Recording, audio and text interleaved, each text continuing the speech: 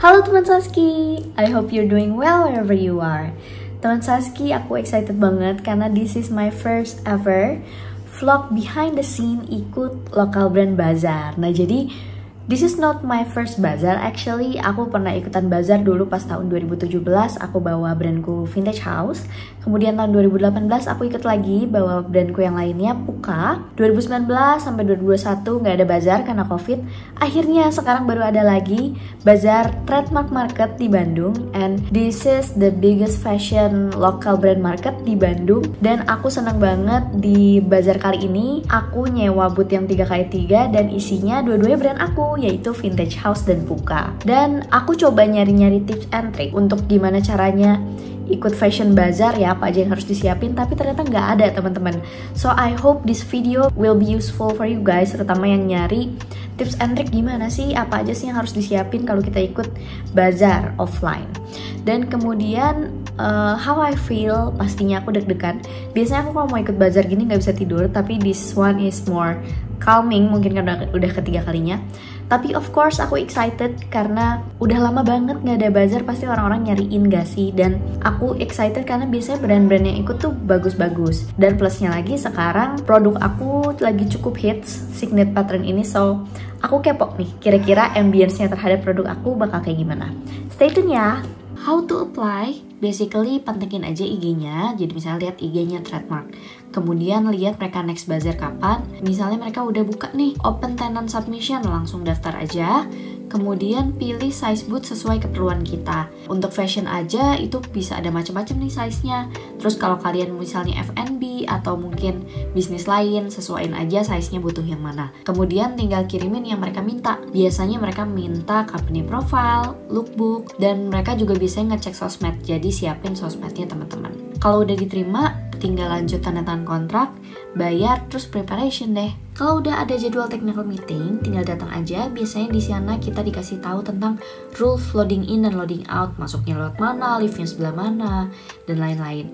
Dan biasanya juga dikasih tahu ada gudang bersama atau enggak. Kalau misalnya nggak ada, berarti kan kita harus prepare storage sendiri. Kemudian di sini juga kita biasanya pilih booth. Nah, ini dipanggil atau dikocok sih kadang-kadang teman-teman. Jadi siapin booth pilihan kalian. Kalau bisa sih punya 3 opsi. Takutnya ketika kalian dipanggil, booth yang kalian pengenin udah dipilih orang.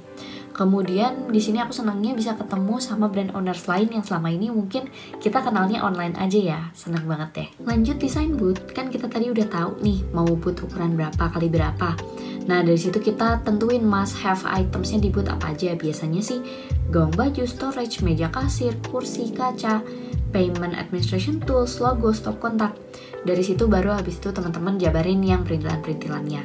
Dan tips dari aku adalah masukin identity brand. Karena aku brandnya cewek kue banget, jadi aku sempet desain bootnya kayak cewek kue. Tapi pas aku pikir lagi, karena barangku juga rame, takutnya bootnya kayak rame banget. Jadi aku desain bootnya putih-putih-putih biar kelihatan luas.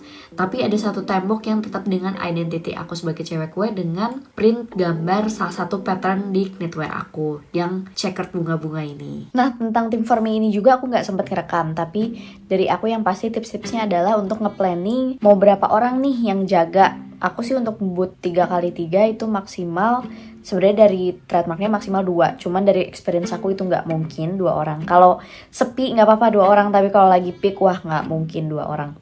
Jadi akhirnya aku sendiri bawa 3 orang di booth, dan sebenarnya 1 orang yang standby di gudang aja bolak-balik ke lapangan plus aku dan pacar aku. Jadi sebenarnya kita berenam. Kemudian yang diatur adalah ya siapa yang jadi kasir, siapa yang jadi bolak-balik gudang ya gitu-gitu, siapa yang jadi keuangan, siapa yang nge-serve, kemudian shiftnya mau kayak gimana, per berapa jam nih gantiannya gitu. Kemudian istirahat, sholat, makan itu kebijakannya waktunya berapa lama. Kalau dari aku sih istirahat sholat tuh 15 menit. Kalau istirahat makan itu ya makannya sih ada di tepat waktu, tapi tergantung lagi rame atau enggak bootnya. Kalau lagi rame sih susah untuk istirahat, lebih nunggu pas nggak rame, makannya di boot cepet-cepet gitu. Kemudian sekalian juga untuk ngedealing ya paymentnya berapa, karena kan ini jam kerjanya juga di luar jam kerjanya mereka ya, lebih dari 8 jam gitu, berarti dapat lemburan berapa. Kemudian ini ada kerja hari Minggu, berarti dapat bayaran berapa, diganti nggak hari liburnya. Kemudian kalau ngambil casual, bayarannya mau di berapa. Oh iya BTW ini juga juga walaupun lembur, aku lemburannya ada plus lagi karena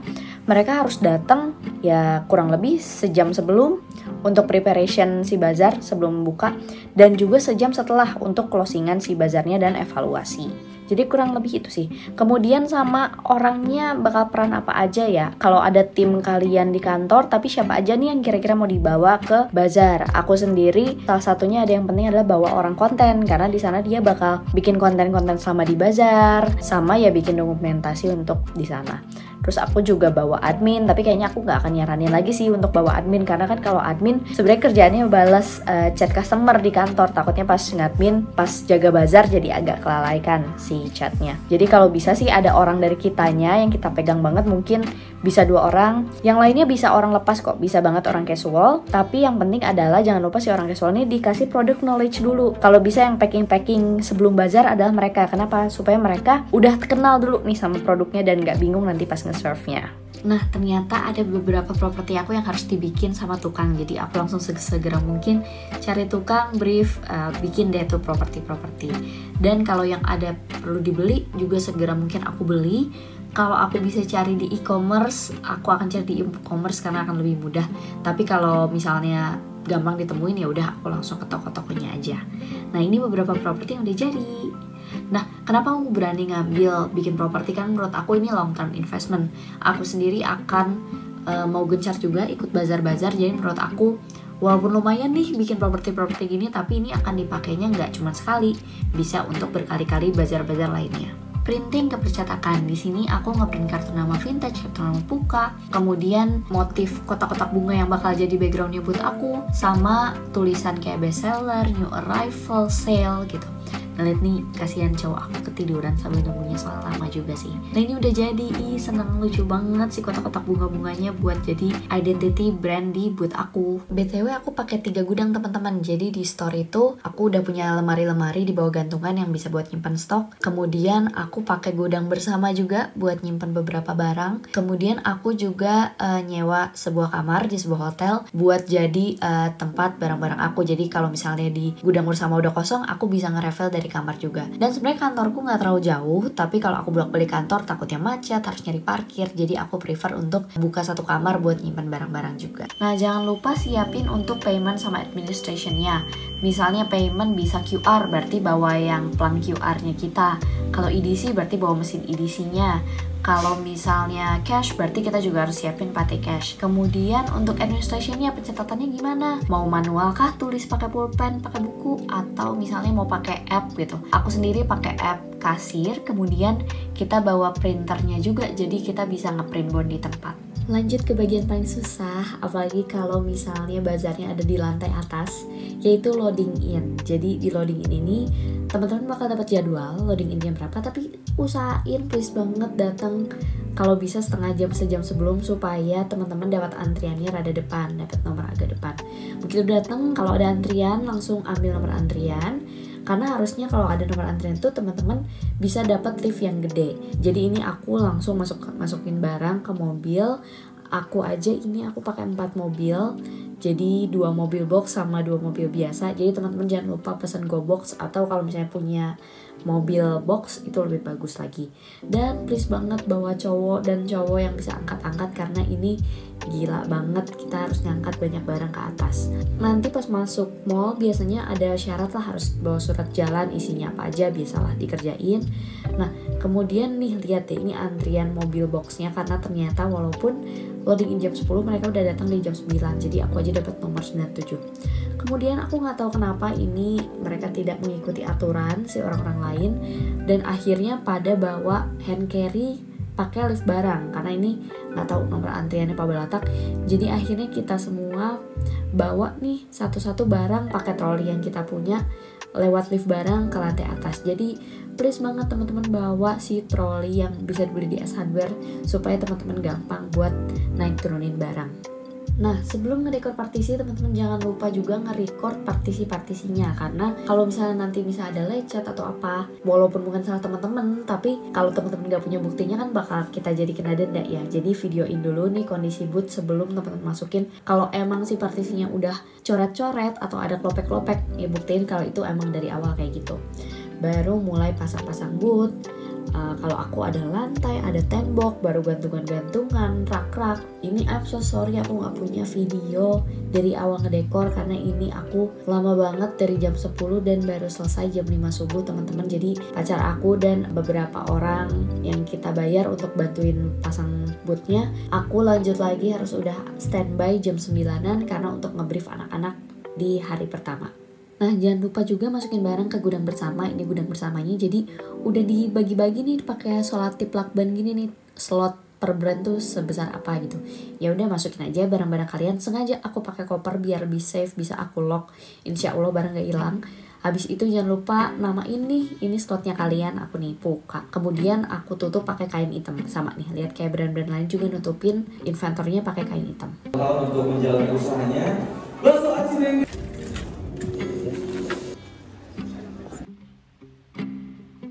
Halo, ready for day 2. Dan day 2 ini kita bawa beberapa stok yang harus diisi lagi buat karena di gudang udah habis atau ternyata ada yang request biar bisa dipajang di display dan semoga ada yang kejual juga. Nah, biasanya di pagi hari pokoknya jangan lupa SO nih barang-barang yang dipajang di gudang. Yang di gudang yang juga dipajang di display di store. Kenapa? Karena takutnya ada yang hilang. Jadi pas malamnya dihitung jumlah berapa, pagi juga dihitung untuk dipastikan. Oke, langsung aja kita cabut ke venue.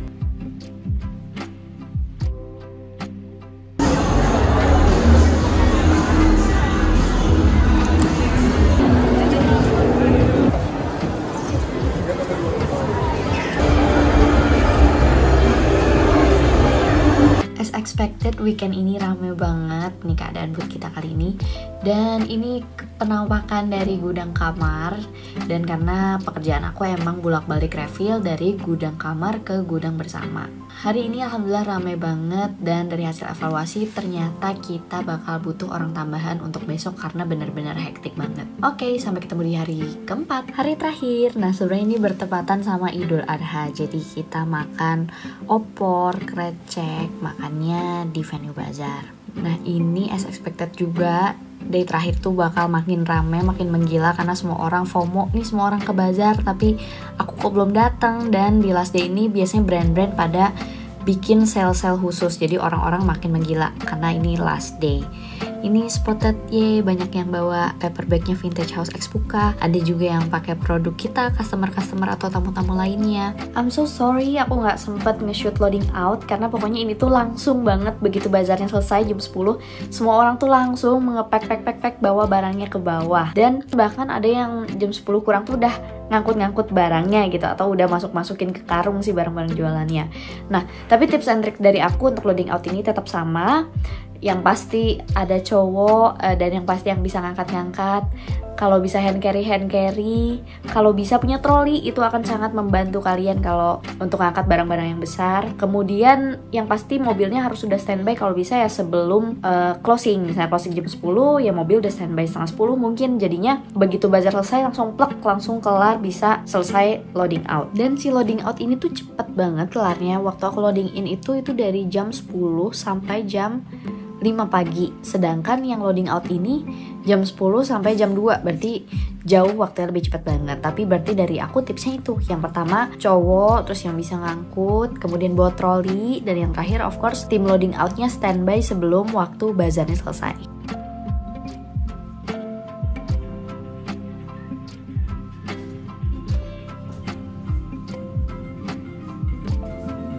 Nah, itu dia teman Saski, vlog aku ikutan bazar lokal brand Trademark Market. Gimana ya, si bazarnya itu bener-bener capek banget, tapi menurut aku hasilnya bener-bener worth it banget karena this is my first record juga ya dari bazar. Dapat 3 digit, alhamdulillah banget, walaupun memang hektik banget. And aku harap teman-teman bisa dapat pelajaran dari vlog ini, bisa ngambil tips and trick kalau teman-teman nanti ikutan bazar. Semoga tips and trick dari aku membantu. Dan pelajaran yang aku dapetin banget dari sini adalah jangan lupa evaluasi. Coba sedikit-sedikit dulu, tapi nanti by evaluation, by progress, kita bisa berprogres, ambil risk opportunity sedikit-sedikit. Karena dulunya aku ikut bazar ini dengan selalu sharing booth. Yang Vintage House dulu aku sharing booth sama temanku, Otis Shoes. Kemudian yang Puka aku sharing booth sama temanku, Safor Cloth. Dan ini tuh pertama kalinya aku boothnya aku sendiri gitu. Dan pertama kalinya aku bawa timku, orang-orang lain yang bisa bantuin aku buat jaga booth. Biasanya aku benar-benar sendirian jaga boothnya, so I think it's all progress. Tapi ini pun aku ambil karena aku sudah mengevaluasi di bazar-bazar sebelumnya dan aku coba ambilnya dikit-dikit supaya risknya tetap bisa aku manage. Oke, kira-kira teman-teman mau vlog apa lagi nih selanjutnya? Tinggal komen aja di bawah atau DM ke IG aku @saski_4kali. Sampai ketemu di vlog Saski selanjutnya ya. Bye!